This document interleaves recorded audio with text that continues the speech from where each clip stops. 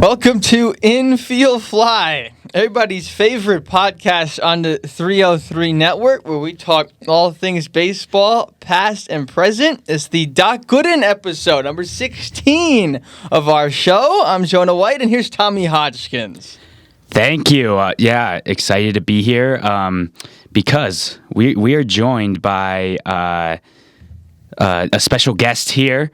It is a SoCal native, former D3 athlete, member of the 303 Podcast Network, and fan of the Los Angeles Angels of Anaheim, Kyle Musarino. Thanks for joining us. Thank you so much for having me. What a fantastic introduction. Couldn't have said it better than myself. I will say they are hurling towards being the Anaheim Angels again, and I could not be happier about that. Oh, nice. They're going to change the name? Hopefully, the city of Anaheim is suing the Angels to make that happen. Nice. So we'll see what happens there. It's about time. Yeah, I never got that. Like, the Los Angeles Angels of Anaheim always made no sense to me. Well, they're in Anaheim. Yeah, exactly. Well, it's even worse because it started out being the Los Angeles Angels of Anaheim, and then they just became the Los Angeles Angels, not of Anaheim, which was even worse because they're not in Los Angeles. For people who've never been to Southern California, Anaheim is a solid at least 40-ish miles, and in LA traffic, that is a good at least hour and a half. If you were to go from Angel Stadium to Dodger Stadium, not a quick trip. Not a quick trip. Yeah, I think the Angels and the Mets have something in common where there's just a lot to poke fun at, and that's one of the things I think for the Angels. Yeah, absolutely. They are kindred spirits, no doubt. Yeah, I mean, yeah, we can get into a Halo Ball conversation here. I think we should. Yeah, I mean, I don't want to drag them too much, but I don't. I will. I'm happy to drag them too much. I had the idiot I am. I had some optimism coming into this year. Mm-hmm. Everyone says, "Oh, they've got a bunch of good young players, and you got Zach Neto and Logan O'Hoppe, and decent rotation." Jose Soriano started out the year so well. And, I mean, they have just gone in the absolute shitter. They are absolute trash. They just got smoked in 2 or 3 games by the Rockies. They start a series with the Dodgers tonight that I'm not looking forward to.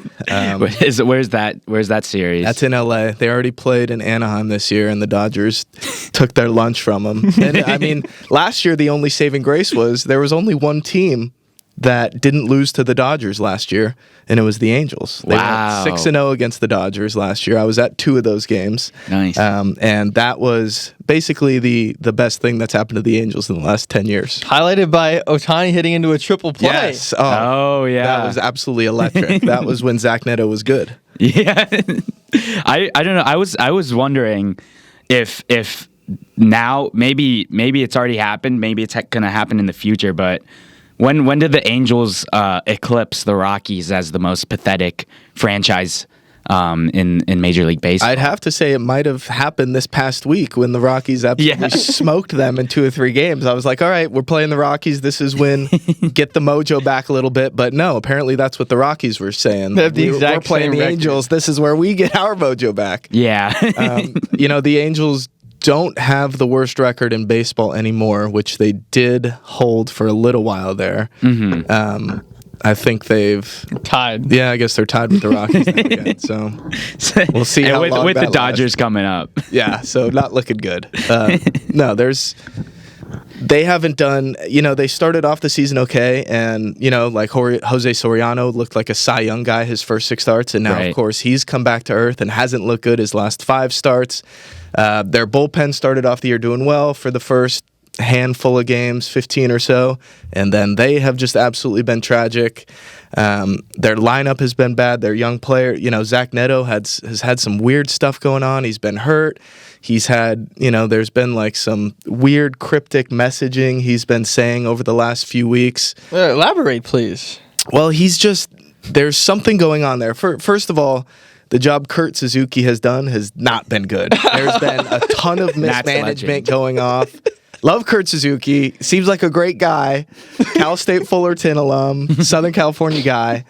Not looking like a good manager. Hate to say it. And, they brought in Mike Maddox this year as their pitching coach. Oh, another Nats legend. And so you thought that would help with the staff. And there has been guys who have shown some improvements. They lost a Nats legend, though, from previous years. Anthony Rendon, of course. Okay. Yeah. I can't even. I have nothing to say about that guy. Absolutely despise that guy. But they, like Reed Detmers has looked better this year. Mm-hmm. Jack Kahanowitz has had some good flashes. So, like, you've seen Mike Maddox impact on the starting pitching, at least. The bullpen, not so much. Mm-hmm. But there's just been so many times this year where the strings Kurt Suzuki has pulled just haven't worked out. There's been a ton of games where they've had leads and blown them over the last few weeks, and they just haven't really gotten it going like you thought they would at least be able to hover around 500 and compete. And in the AL West, that's all you need to do. You just need to be around 500. Right. And they would at least have a chance. Especially this year. Yeah, especially this year. I mean, in the AL in general this year, you just got to be around 500 and you've got a chance at a wild card spot. But, in particular, the AL West, there's no standout team. The Mariners definitely haven't been as good as people thought. The Astros have come back down the earth. The Rangers are always middling. Mm-hmm. So, I mean, there's a lot of season left. I'm not completely giving up hope, but it has not been a promising start to the season. The thing that gets me about the Angels is that every year at the deadline that I'm always so confused about what they are trying to do. They never fully sell at the deadline, and then when they had those kind of promising years with Trout and Ohtani, they would do kind of like soft buys, or they would go all out and they wouldn't even be super close to a wild card spot. I never get what's going on there, especially around the deadline. Yeah, I mean, it's been puzzling. I'm not one of those guys who likes to see teams mortgage for the future. I always, when I fell in love with the Angels, they won the World Series when I was 8 years old, and kind of the first year I really started paying attention to baseball. And when you fell in love with sports as a kid, you don't think about, I wonder if this will be good for my team in the long run or blah. You're living in the moment right there. So every year they've had Ohtani. There was the kind of news dump a couple weeks ago about the package they could have gotten from the Rays for Ohtani. Right. And I never wanted them to trade Ohtani. Mm-hmm. He could still be on the Angels if Artie Moreno would have matched the Dodgers offer. It's not like he wanted to go anywhere necessarily.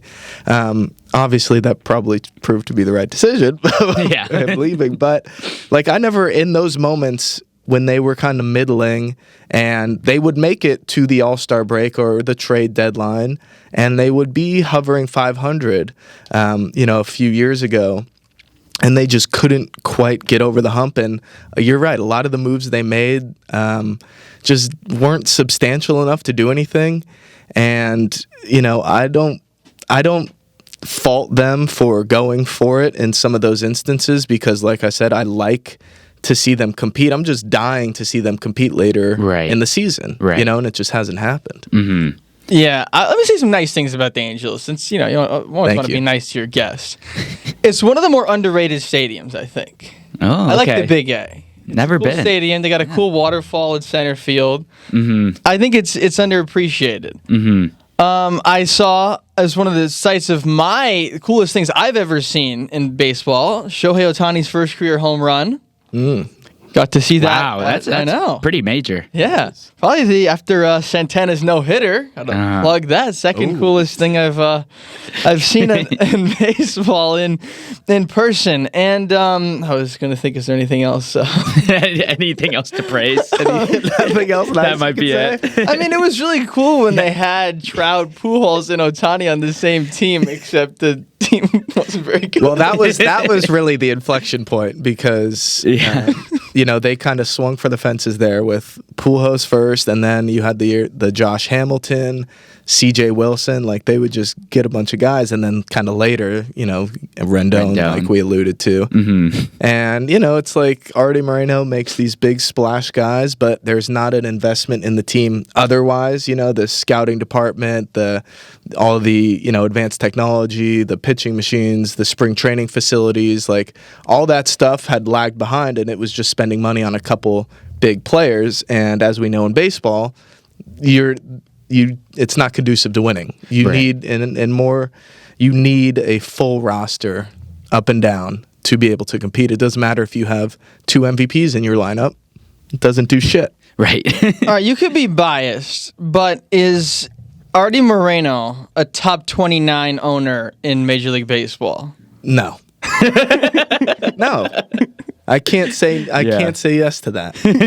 I mean, that's fair. Honestly, that's a fair comment. I mean, when I was growing up, from 2002 until the last time they made the playoffs in 2014, they were competing every year. 2005 ALS or ALCS. Coulda, shoulda, woulda beat the White Sox. AJ Pierzynski, hate that guy. 2009 ALCS, lost to the Yankees. 2007 they got worked by the Red Sox. But they were competitive literally every single year, basically. They won the division like almost all of those years. And since 2014, they haven't made the playoffs, which is just insane. There's just no reason for that. You're in a big market. You spend money, and you still can't even make it. It just doesn't make any sense. There's no rhyme or reason that should be happening. Mm-hmm. I'm looking here because we talked about Kurt Suzuki being the manager. I'm looking here at when I take a look at like the Padres coaching staff, Craig Stammen is the manager, former longtime Nat, and so he has like so many like Nats legends on his coaching staff. I'm looking here at the Angel staff. They got Mike Maddox, was former pitching coach for the Nats. Do you know who the first base / outfield Eric coach Young is? Jr. No, he's the Mariners. Sorry, now. first base / outfield coach. Sorry, I was close. Adam Eaton. Adam Eaton. Yeah. So another 2019 World Series champion, Adam Eaton. And as we know, Rendon also 2019 champion. Kurt Suzuki, famous. He's the coach on the Angels? No, but he used to. Well, 2019. Did you actually think that? No, it's Okay. being sarcastic. Well, one of the heroes of that 2019 Nationals series. Howie Kendrick. Howie Kendrick, yeah. Who really was like one of the top prospects in baseball when he came up, and he was always really good for the Angels, but never like unlocked that star next potential. Mm-hmm. And then it was cool seeing him do it with the Nationals. Would I like to see him do that with the Angels? Yeah. Sure, but that's another guy. There's a lot of weird Angels Nationals connections. Yeah, I know. You win the World Series for the most mediocre World Series champion ever. So quite the legacy. That's just I'm not even going to entertain that because that's so like such a ridiculous statement that like I'm not even going to entertain that because I know because I know you don't believe that. But yeah, talk about media. Talk about spectacular team. That what Nats fans talk about a lot was the moment that. We knew that like this team was we started the season 19-31 in May.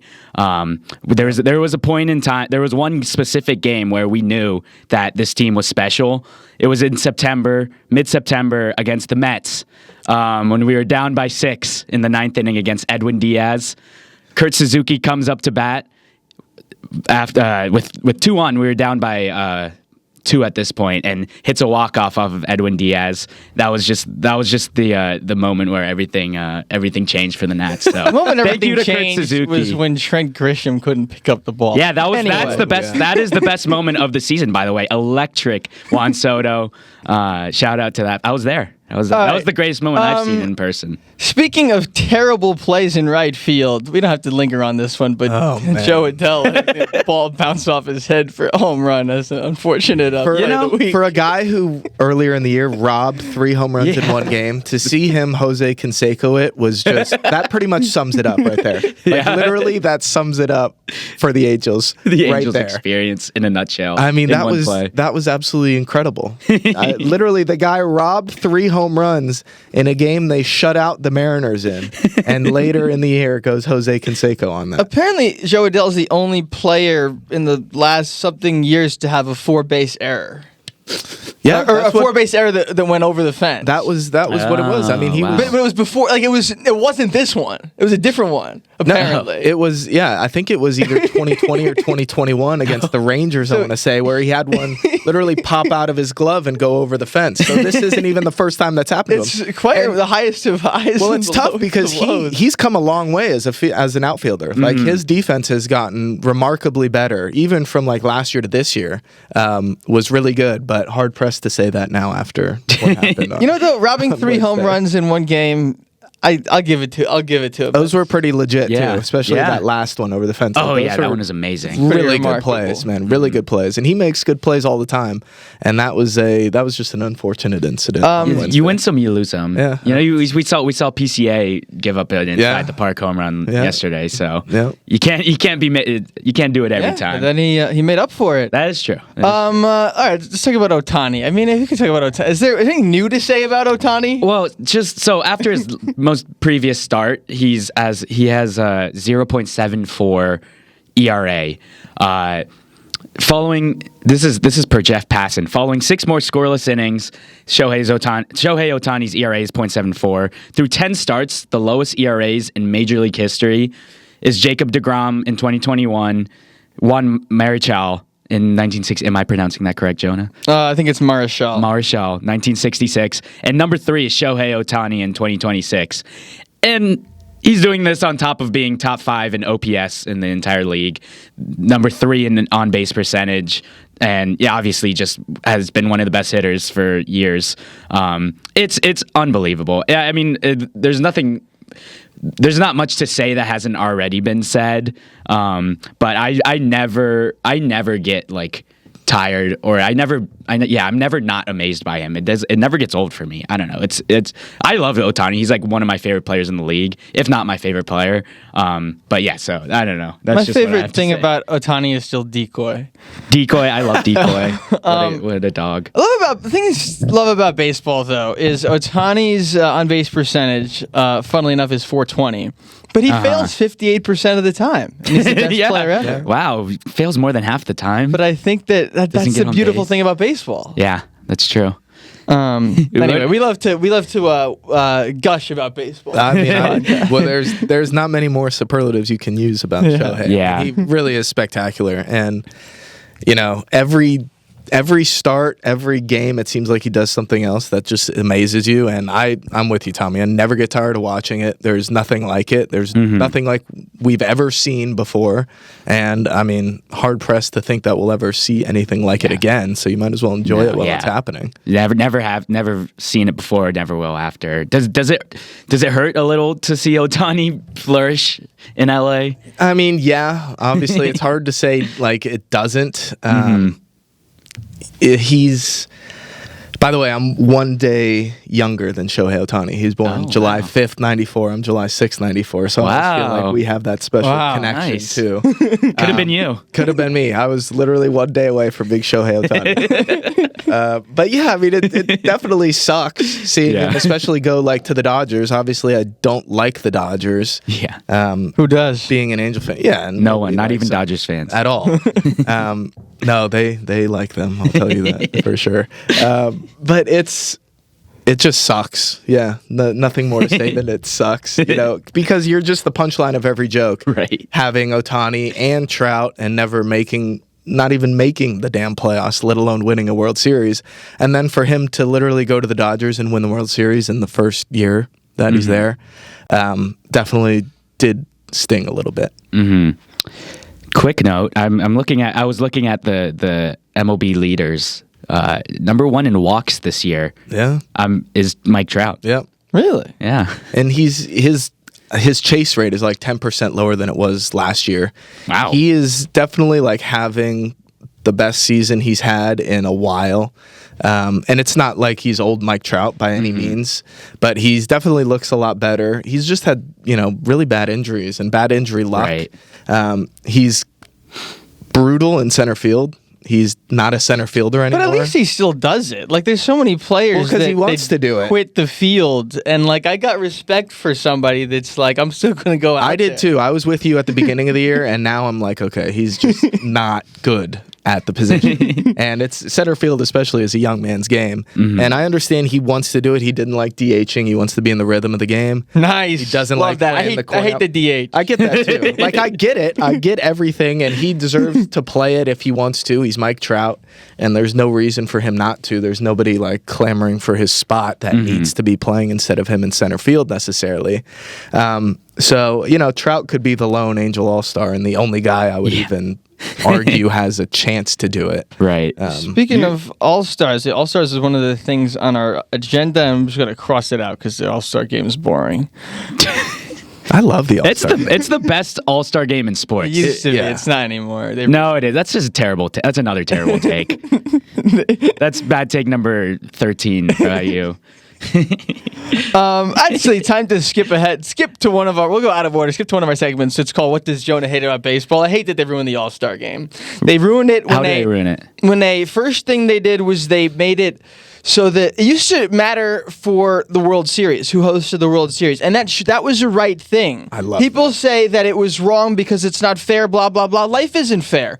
It was cool. What it is was that the right argument? thing because the game mattered. The game mattered. It was the only All-Star game that mattered. It was one of the things that made baseball special. It was one of the things that made the All-Star game special. And then they just got rid of it because whatever. I loved it. They plopped down a playoff game in the middle of Yes! July. It was I With the best personally players. loved it. Yeah, absolutely. I get why they got rid of that. I get it, too. understand, but it's just stupid. If you're gonna keep that rule, then you I think you have to pick and choose whether you pick one player from every team or whether this game decides the World Series home field. I don't think advantage. everything has to be fair. A lot of things aren't fair. That is a pull the quote right there. Well, the game is inherently, if you're going by just you meet at the end and who has the better record, but it's already inherently not fair because whether your division's better, the teams Right. you're playing more times than not, you might have an easier schedule, so the record. So maybe the better league, as measured by the All-Star game, the team that plays in the harder league should get home field advantage. I and think the it's the game better mattered. team, maybe. And then the thing that really made it a joke was the swing off. Then That they was just so made it cool. into, That was like, electric. That was so That was electric. It really was. I loved that. Well, you guys are gonna love penalty kicks, and I'm telling you that in the World Cup. I know. I do like penalty kicks. Yeah, well. Also electric. also electric. What, you want soccer games to go on for days? I want actually. That's another conversation. Anyway, that's what I hate about baseball for this episode. Interesting. well, I had a question for Kyle, member of the Center Cup Pod on the 303 Podcast Network. Is Mike Trout the Rory McIlroy of baseball? No. Well, it's not 1-1. no. I mean, I would say, But the last couple years have helped Rory immensely with the back-to-back Right. Masters. Like, Trout has nothing Trout like doesn't that. have his Masters. Other yeah. than, kind of the MVP run he was on to begin his career, where Right. it was, the top two finishes and actually winning it. So I get the comp, but if you would have asked me that like before Rory won these back-to-back Right. Masters, I would have said absolutely. Mm-hmm. But now, I don't know who Trout's golf comp would be. That's a Kinda good tough. one. I'd have to think about that. Trout's career is so unique in that he was the top of the game for like forever, and then also just riddled by injuries, unfortunately. So I don't know. I was just putting that out there. I do like that one. That's a good sneaky comp right there. That reminds me, we were supposed to plug we neglected to plug the podcast of our guest. Apologies for that. That's why Kyle I did it. That's why I did it is right the there. host of the Center Cup pod on the 303 network. That's with Jonah's favorite. co-hosts Will Neary and Nick Newmeyer, Wow. my co-host, Center Cup Pod. You can find us at that handle at Center Cup Pod, or we're also on the On Tap Sportsnet, which is like a kind of Chicago-based I sports think, website. unlike Infield Fly, they have their own Instagram account. That's true. Yeah, we do. No, Will and Nick both do a great job. I'm just kind of there mediating while they bicker at each other. You know, Anyway. that's Jonah's favorite sport is golf. Yeah. Oh, yeah. There's nothing He loves like it. golf. Nothing like it. Let's talk about Aaron Judge. Oh yeah. Tragically, he's in. Tragic. I mean, they should be happy with just he's going to be out or reevaluated in 4 to 6 6 I think, weeks. with the broken rib. The Rays Chest fracture in his got to rib. build a big lead. Yeah, that's true. It's an opportunity for the Rays to create some distance. What stands out to me about it is Aaron Judge is probably not going to win MVP this year with missing that much time. So it kind of like makes that race wide open. And so I mean, I was like thinking about it last night, and this I think, in my opinion, I think this is the perfect opportunity for Bobby Witt Jr. to win his first MVP award. It's a good thing this wasn't last year. Bobby Witt Jr. on the last place Royals. Well, I guess I know something about last place teams winning MVP. Winning MVPs. So, I mean, it's like he and Jordan are having the best season so far, but like Bobby Witt, his value in the field versus Jordan being a DH, right now I would give it to Witt. Fun fact: Mets have never had an MVP. Yeah, and is that a fun fact or kind of a depressing fact? It's fun for me. And when do you think that's going to change? I mean, same with Juan Soto. He's never had an MVP. It's not going to be Bo Bichette. It's definitely not. All right. Well, here's a question. What's your biggest surprise of the season so far? Oh. Do you have something ready? Nope. I'd have to think about that. This could be anything. Player, team. I've been anything. I've been kind of impressed with the A's, and I hate to say it. Because I don't like them at all. I think they have like the second best road record in baseball behind the Braves, who are also just absolutely amazing. Braves are really good, but that's not necessarily a surprise. Right. But, I think the A's, they didn't start off the year really well, and they're kind of really coming into form right now, and they got a bunch of good guys like Shane Langeliers and Nick Kurtz, obviously, and what's the shorts? Jacob Wilson, who hasn't had that great of a year, but is, should be kind of regressing back to the mean. Right. And they're just hovering and playing pretty well, actually. So I've been impressed by them. Been impressed by the Rays, even though they're like 2-8 in their last 10. Still hanging on the first place, though, and they just, are constantly good. That's another thing that pisses me off. It's like the Rays can always be good and the Angels can't. I mean, are you serious right now? Like, come on. The Guards.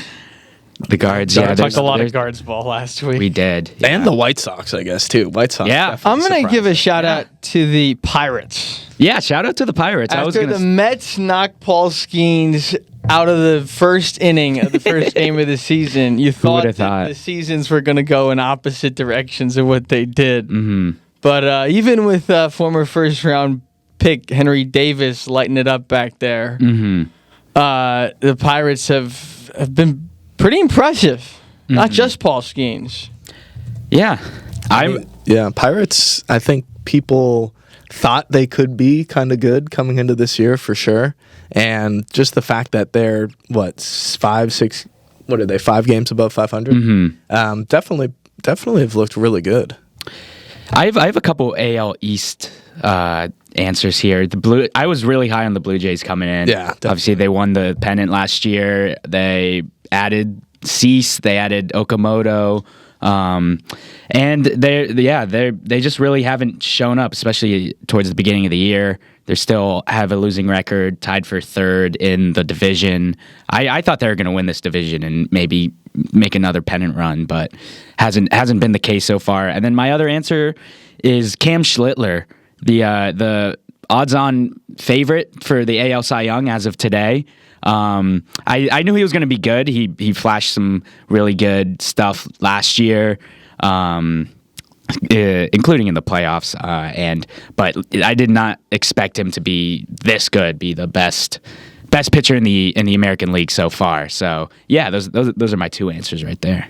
Yeah, I mean, Schlittler's been ridiculous, and I'll go one other Yankee, Ben Rice. Ben Rice, yeah. I mean, I think people thought he'd be good. I don't think people thought he'd be like the best player on his own team, right? With Judge, especially. And that's one other thing, like quickly about the Yankees. And this Judge injury could be one of those blessing in disguises, where it's like now you need a bunch of these other guys to step up and like Jazz get going, and that could help them out in the long run, being not so Judge dependent. And that's true. I think the Yankees have kind of hung around well enough, and they've been really good lately and have caught down the Rays, which didn't, they were way back, a couple weeks ago.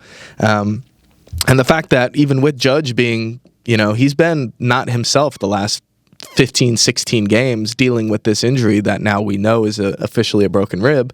So just for them to hang around like that, I think Ben Rice and Schlittler have both been like huge reasons for that. Right. Yeah, and Ben Rice, I was looking at the odds last night. The third best odds for AL MVP right now. Yeah, it has to be. Pretty crazy. Has to be.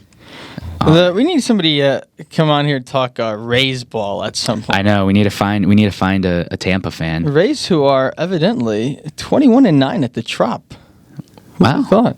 Wow. Very interesting. The Trop is back. the electric crowd of the Trop. The road teams can't That handle stadium it. last year was insane. Yeah. The Yankees Steinbrenner? spring training Yeah. stadium. I mean, that Steinbrenner was Field. just crazy. Every time I was watching a game there, it was just unbelievable. All right, before we get into our last couple of segments, anybody got anything else? I don't know. I don't. Nothing else? All you, Jonah. We didn't even do a Mets segment. I think this is the first in the history Thank God. of the, Yeah, wow, thank God I avoided that one. We didn't do a single segment about the Mets. Uh-huh. Wow. Yeah, we'll just we'll let the Mets go for 1 week. I think everybody be happy about that. Hopefully 2. Or 3 or 4. All right. Well, we're switching things up, and you'll understand why in a moment. Name a player, past or present, in Major League Baseball. This week, I'm going with Mark Trumbo. Oh. Oh, man, you're ticking. On theme. I mean, Trumbo was just an absolute hoss. Yeah. And he just started his own Angels podcast actually this season. Really? And he does Wait, a really that's cool. That's pretty cool. He does a really good job. He always has, Angels insiders and reporters on. Does a good job. A guy that was really good, never quite ascended to the heights I think a lot of people thought he could, but he was a really good player. Really good player. Yeah. Loved He had Trumbo. some really good seasons. Yeah, he was an absolute mammoth. He was like a righty kind of Adam Dunn without kind of the peak of an Adam Dunn season, but kind of in that 80th percentile of Adam Dunn. Born in Anaheim, California. Yeah, local guy. There you go. All right, name a player. Jonah, you want to go? Sure. Travis d'Arnaud. Travis d'Arnaud. Oh, Nice. love that. I think he has Filipino heritage. Wow. Yeah. Shout out to him. Yeah. Okay, I'll name one of my favorite Angels from the 2002 World Series team and a guy that tragically passed earlier this year, Garrett Anderson. Oh, yeah. One of the most underrated players just in general. I know he was an All-Star Game MVP, won a home run derby, like a silver slugger almost every year, was a guy who hit for power, hit for average. He's like a guy that you would never find in baseball anymore, who's hitting, over 330 dingers, 100 RBIs, pencil him in every year. He was like one of the most underrated players in baseball throughout his time with the Angels, and a huge reason why they were really good every year. Yeah, for sure. I think that 2002 squad, there's so many names. So many guys who would just they were quite the collection of where the sum of their parts were greater than the whole. I mean, they had so many, with Tim Salmon and Troy Glass, Adam Kennedy. Adam Kennedy had 3 home runs in an ALCS game. Scott Spezio was time and time again having a bunch of clutch hits. On that team? K-Rod was a rookie call-up in September that year. Wow. John Lackey was a rookie on that team. Wow. Troy Percival was the closer. They just had a bunch of really, really good guys who all stepped up that season, especially in that playoff run. I would love to see the Angels win the World Series. I would too. Yeah. Really just a likable, genuinely likable franchise. Yeah. How could you hate the Angels? We all like the Angels. Yeah. Chone Figgins played 15 games in 2002. Yes, he was the guy they would bring in and pinch run, and he was. So that was before, and then Shohei Figgins was really good in the mid 2000s as well. Yeah, he became a staple for their teams. Yeah. From 2000 after he came up in 2002 through whatever it was 2009 when they made the ALCS, he was really good all of those years. All right, it's time for everybody's favorite segment. First time we're doing it at the very, very end of the show. It's called Stump Tommy. Tommy is 0 for 15 on answering us these trivia questions, which means he's 39 shy of Chris Davis's record. Kyle, take it away. Okay, so this trivia question, Jonah told me just have to stump Tommy. So this is, there's no way you're going to get this. This is just so peculiarly absurd. And it's like the dumbest question ever. Who led the league in grand slams in 2002? It's a great question. Who led the league in grand slams in 2000? We need an official timer. Right now, the timer is just when I say so. So let's get an answer. There's just like, where do I even begin? Exactly. Where do I even begin? You have to think out loud. Silence is no good on the podcast. Yeah. I don't know. I'm thinking like... And you're running out of time. 2001, the Mariners were good. Yeah. Ken Griffey Jr. That'd be too obvious. Yeah, I know. Well, this is funny. We were talking about this. I was talking about this when we had our little formal party on Saturday. So 2001, the Mariners obviously had the 116 wins, regular season record. The next year, 2002, is the A's 20 whatever game win streak, which is the year Moneyball was based on. Mm-hmm. And obviously, my favorite part, whenever anybody says, I love Moneyball, Moneyball's my favorite movie, I always say, well, who ended up winning the World Series that year? Was the Angels, of course. And so a sidebar trivia question. The first year that 2 wildcard teams made the World Series was 2002, the Angels and the Giants, which was also Barry Bonds' only World Series appearance with those Giants. But, okay, so the answer to the original trivia question, lead the league in Grand Slams, 2002, even more amazing, this is probably the most improbable guy in the history of Major League Baseball to lead the league in Grand Slams. Okay. Because he hit 35 career home runs. Wow. The most he ever had... Pitcher? No, the most he ever had in a season was 8, which he did in 2002, and again in 2005 when he was also a World Series champion. Interesting. One of my favorite players growing up, David Eckstein. David Eckstein. The dude with the Cardinals. Yes. Yeah, the Angels let him go after, I think, 2003 or 4, and then one with the Cardinals. He hit 8 home runs in 2002, 3 of them Grand Slams, 2 of them on back-to-back days. Wow. He hit 2 Grand Slams on back-to-back days. The second one was a 14-inning game against the Blue Jays where he hit a walk-off Grand Slam. And right then and there, I was like, oh my God, there's something special about this team. And David Eckstein is like 5'6", 170. He's like my size. And he hit 35 career home runs, 4 Grand Slams, 3 that year, and then he hit 1 in 2005 as well, I think.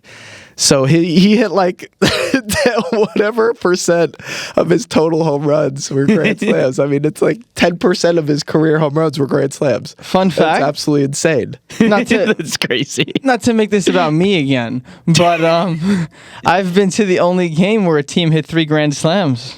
Really? Yankees beat the A's 22-9. Oh, wow. Stadium. Wow. That hit 3 Grand Slams. Quite remarkable. Anyway, so Tommy... My fun fact about David Eckstein is that I met David Eckstein's older brother, Rick Eckstein. Really? Who never played in the majors, but he was the Nats hitting coach in spring training 2010. I got to see Jason Worth for the first time. Yeah. Bryce Harper this is before Bryce Harper's debut. He was like 18 years old at spring training that year.